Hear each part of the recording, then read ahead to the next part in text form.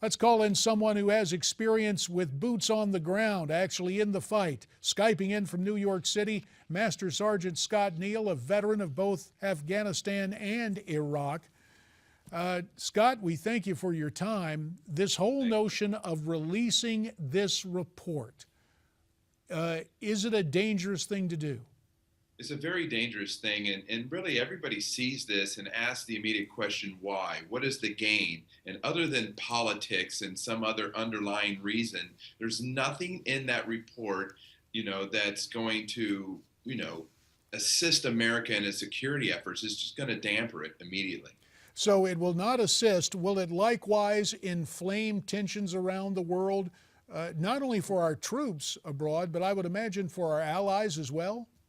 Well, it plays right into the immediate narrative that you've seen in social media that's recruiting elements like ISIS and other fractions around the world. You are just amplifying what they have already been saying to gain further support internally.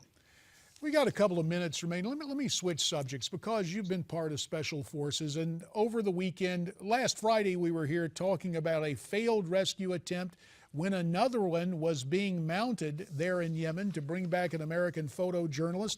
Sadly, both that photojournalist and a South African national perished despite the best efforts of our people to go in and rescue.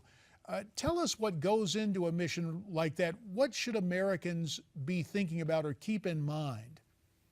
Well, I think, we've kind of have this disconnect between a lot of these journalists that are now on these very remote locations, and they're not even trained on how to protect themselves and preserve themselves. And as a result, you have these American Special Forces, Special Operations units, which are wholly trained. We've been doing this for 13 years. I've been on several hostage rescue missions.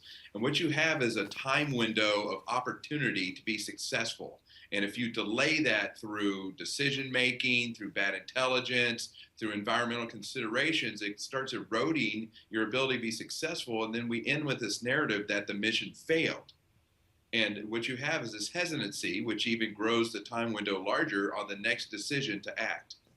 So the fact that sadly sometimes you're not able to find the hostages, either they're not there or, as happened over this weekend, it results in fatalities, that leads to greater political reluctance to mount those missions in the first place.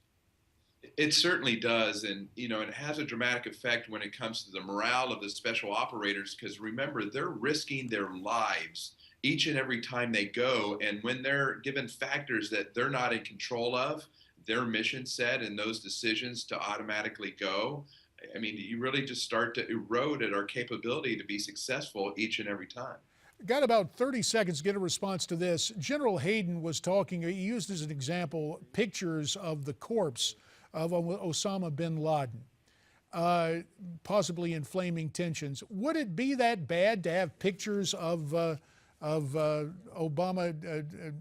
Oh, I'm sorry, I'll have to leave that question to answer another day, as apparently our Skype connection with Scott Neal in New York City went down. But what we understand from Scott is that his determination as a member of Special Forces in days past is mirrored by his former colleagues and new people coming into Special Forces willing to put their lives on the line to rescue hostages and to take the fight to the Islamo-fascist.